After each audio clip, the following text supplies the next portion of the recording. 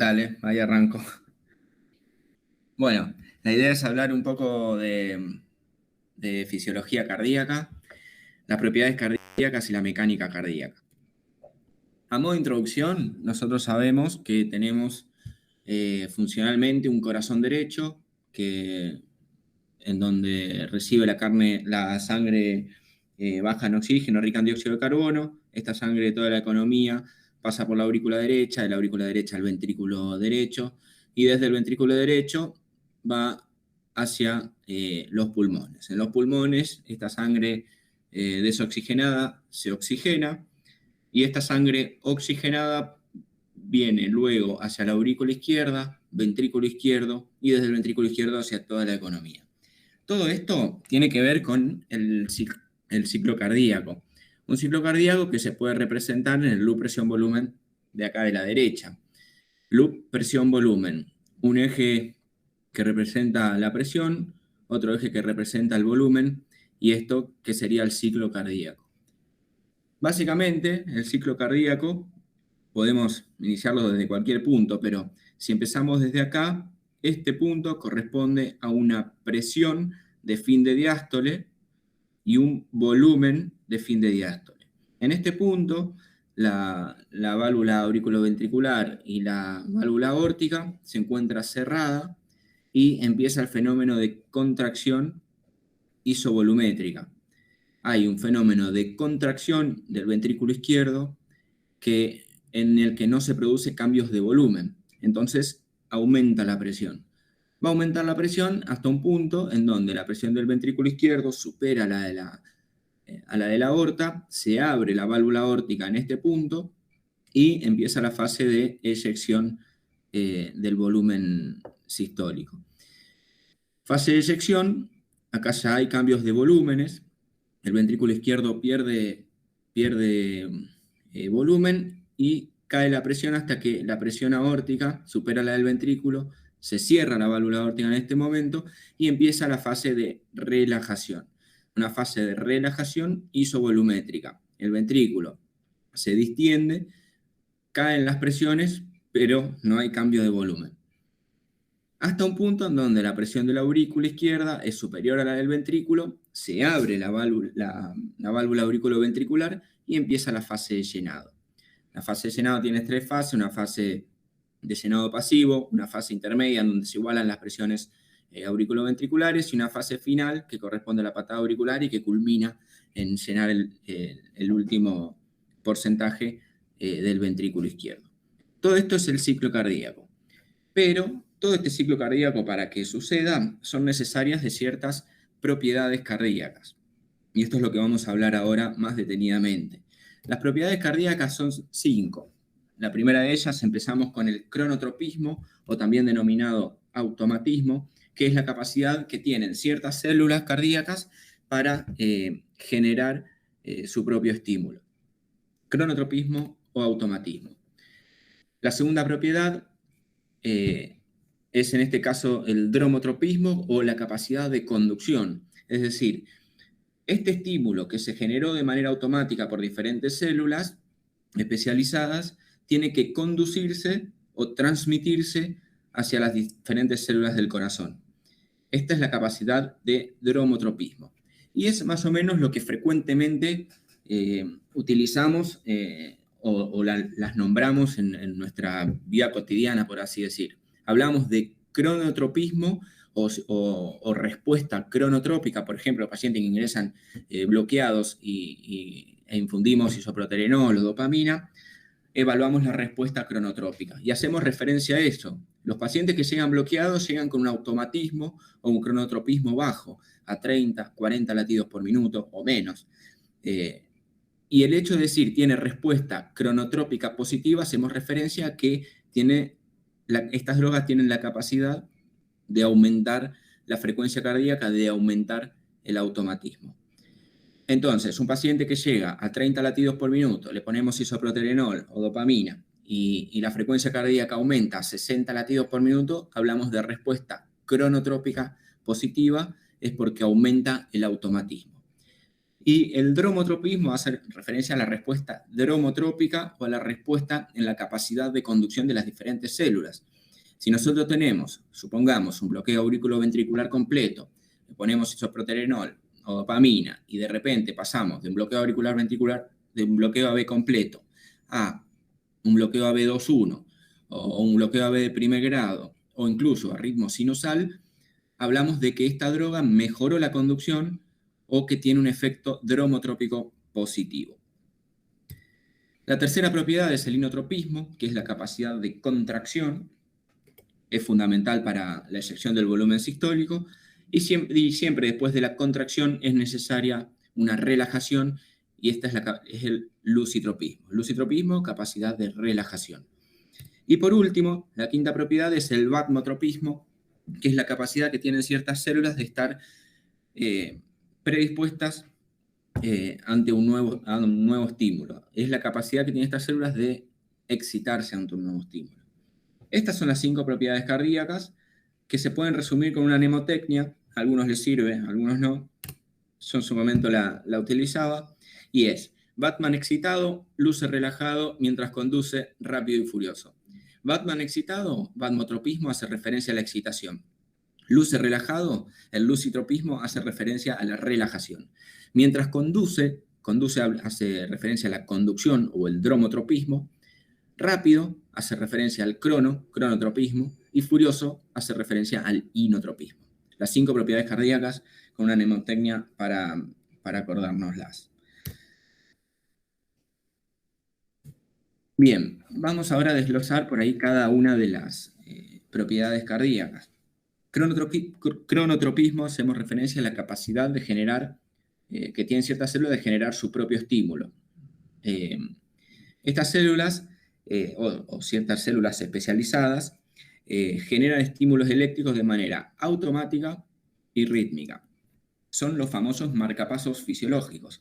El primer marcapaso fisiológico, el primer estadio, es el nodo sinusal, que son células capaces de generar de manera automática y rítmica estímulos cada 60 a 100 latidos por minuto, lo que genera nuestra frecuencia cardíaca normal, de 60 a 100 latidos por minuto. ¿Qué pasa? En ciertas situaciones, supongamos que este automatismo de 60 a 100 latidos por minuto nos falla, tenemos un siguiente marcapaso, un marcapaso subsidiario, que está representado por el nodo auriculoventricular. Y esto también tiene su automatismo o su capacidad de generar estímulos eléctricos de manera automática y rítmica, pero la frecuencia cardíaca ya es menor y va de 30 a 60 latidos por minuto o 40 a 60 latidos por minuto, dependiendo de dónde lo leamos. Pero básicamente es eso. Y seguido del nodo AB, otro de los marcapasos es el siguiente, después cuando el nodo AB no funciona, es el sistema His-Purkinje, que tiene una frecuencia automática menor a 30 latidos por minuto. Y son los escapes, los famosos escapes ventriculares que vemos en los pacientes bloqueados. Entonces, el primer marcapasos cardíacos es el nodo sinusal, el segundo es el nodo auriculoventricular y el tercero está representado por el sistema His-Purkinje. Constantemente, todas estas células, tanto la del nodo sinusal como la del nodo AB, como la del sistema His-Purkinje, tienen su automatismo. Y nosotros vemos a los pacientes en condiciones normales en la frecuencia del nodo sinusal, que es de 60 a 100 latidos por minuto, y esto tiene que ver porque el automatismo del nodo auriculoventricular y el sistema His-Purkinje se inhiben ante este marcapasos sinusal.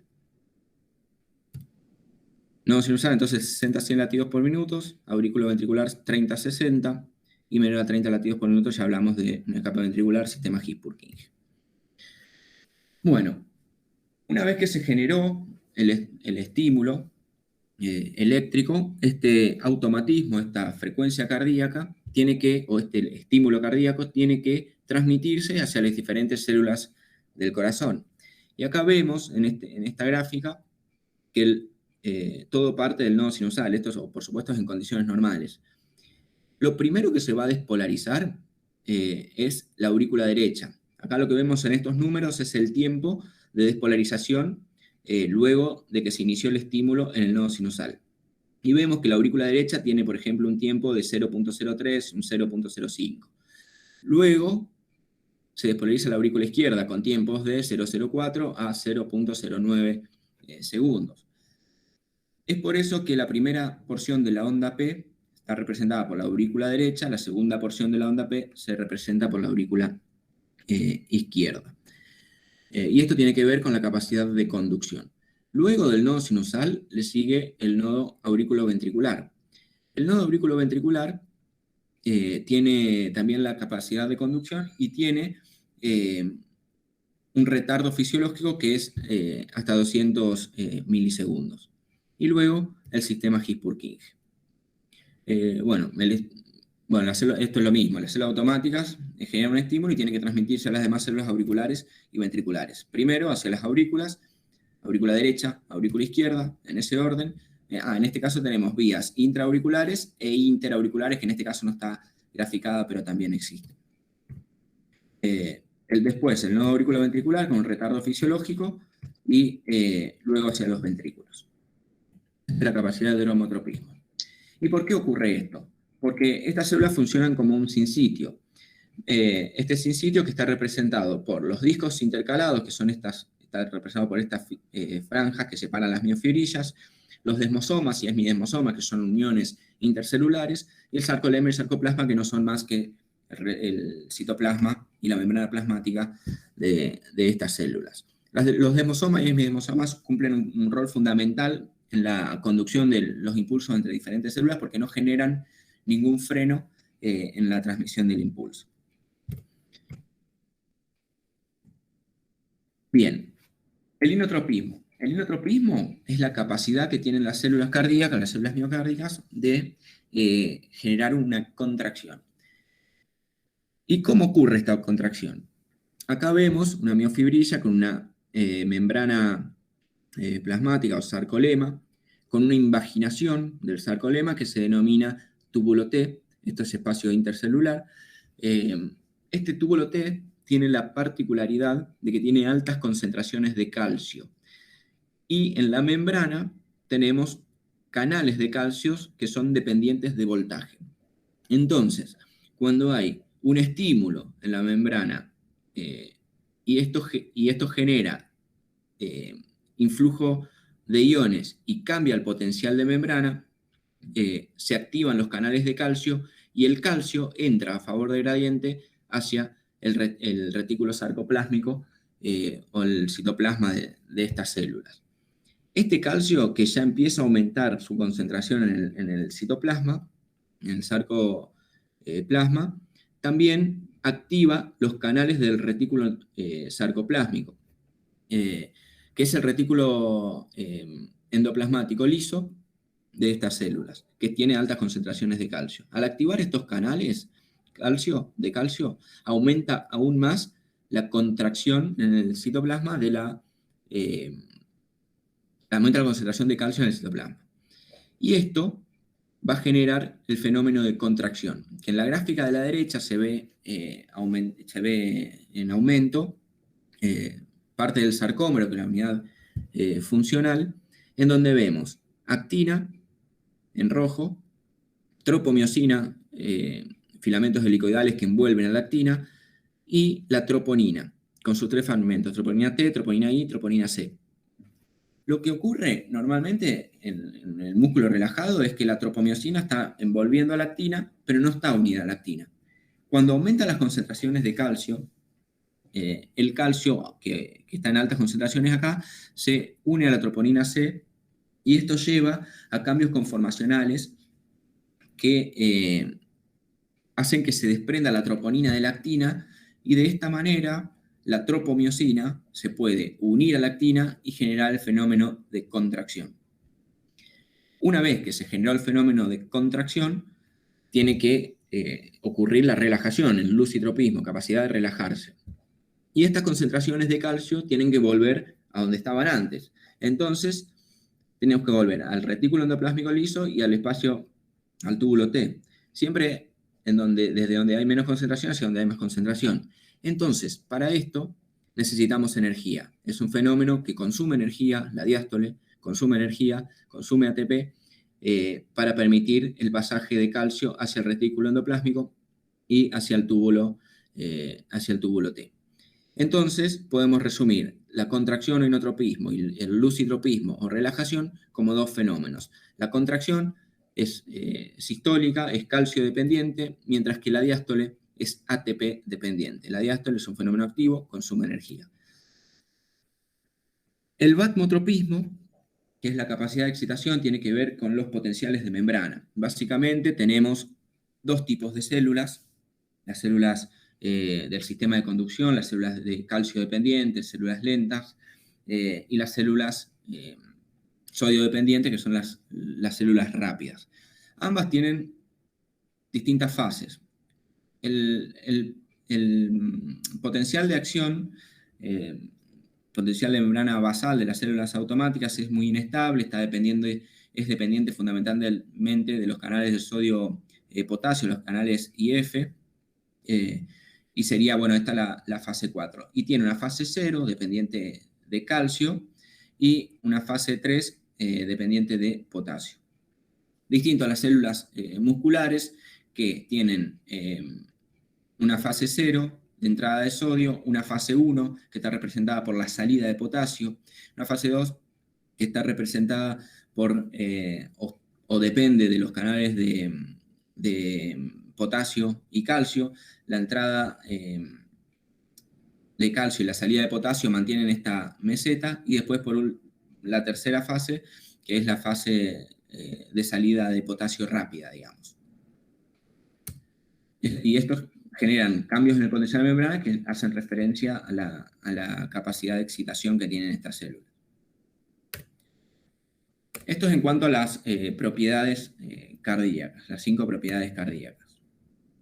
Y en cuanto a la mecánica cardíaca, volvemos nuevamente a la misma introducción de las propiedades cardíacas. Tenemos un ciclo cardíaco que funciona o tiene que ver con cierta mecánica que sería o están determinados por la precarga, poscarga y contractilidad, que es lo que vamos a ver un poco de dónde vienen todos estos términos. Estos términos de precarga, poscarga y contractilidad parten quizás de una fórmula, que es la fórmula de presión arterial. La fórmula de presión arterial nos dice que la presión arterial depende del gasto cardíaco y de la resistencia vascular periférica. A mayor gasto cardíaco, mayor presión, mayor resistencia vascular periférica, mayor presión. El gasto cardíaco, si lo desglosamos, depende del volumen sistólico y de la frecuencia cardíaca. A mayor el gasto cardíaco, que sería la cantidad de sangre inyectada por minuto, va a depender del volumen sistólico, es decir, a mayor volumen sistólico, mayor gasto cardíaco, y mayor frecuencia cardíaca, mayor gasto cardíaco. El gasto cardíaco normalmente es de 4 a 6 latidos por minuto, y esto viene de un volumen sistólico, que si hacemos el promedio, es de 70 mililitros latido, aproximadamente el volumen sistólico, por la frecuencia cardíaca, que si la ponemos en promedio, que es de 70 latidos por minuto, 70 por 70 son 4.900, que serían 4.900 mililitros, promedio 5 litros minuto. Eso sería el gasto cardíaco. Varía entre 4 y 6.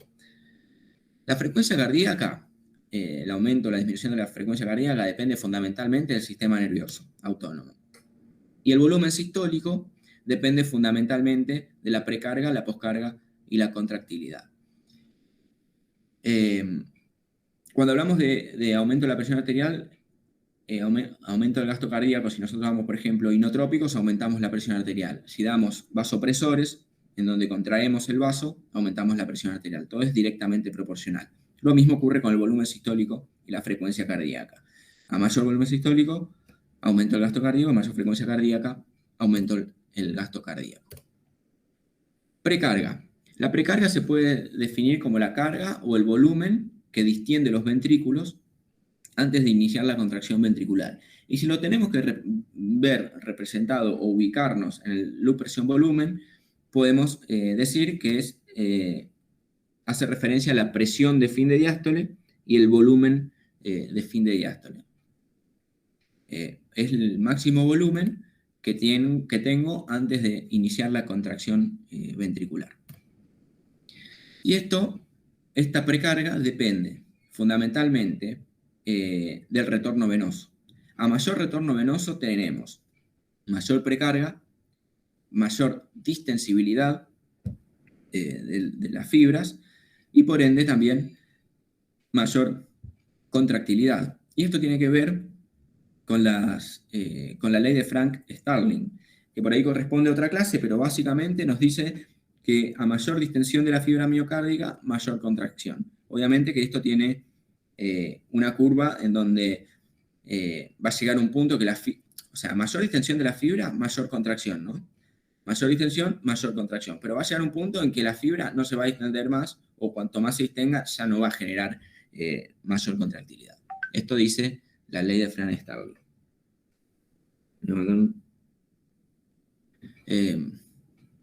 Bien. La poscarga. La poscarga podemos definirla como toda resistencia que se opone a la eyección del ventrículo. Es la resistencia que debe vencer el ventrículo para lograr eyectar el volumen sistólico hacia toda la economía. Y está representada en esta parte del gráfico. Si nosotros tenemos un aumento de la presión arterial, es un aumento de la poscarga. Es mayor oposición a este ventrículo. Lo mismo si tengo una estenosis aórtica. Si tengo algo que me obstruye la salida de volumen o la salida de flujo desde el ventrículo izquierdo, me aumenta la poscarga. Lo mismo la coartación de aorta. Depende fundamentalmente de la resistencia vascular periférica. Y ahora sí, para ir terminando, hablar un poco de la ley de Laplace. La ley de Laplace se define como la tensión de la pared de un vaso, que es la fuerza que tiende a separar las miofibrillas de un vaso. Y esto es, las miofibrillas, a ver si lo puedo dibujar acá. Pluma. Solo tenemos el vaso, supongamos un vaso o un ventrículo izquierdo, y tenemos miofibrillas que son así longitudinales. Toda fuerza que tienda a separar estas miofibrillas, pero en sentido transversal al vaso, es decir, sería algo así. Esta fuerza sería acá, las fuerzas que tienden a separar esta miofibrilla, pero de manera transversal al vaso, es lo que se denomina tensión parietal.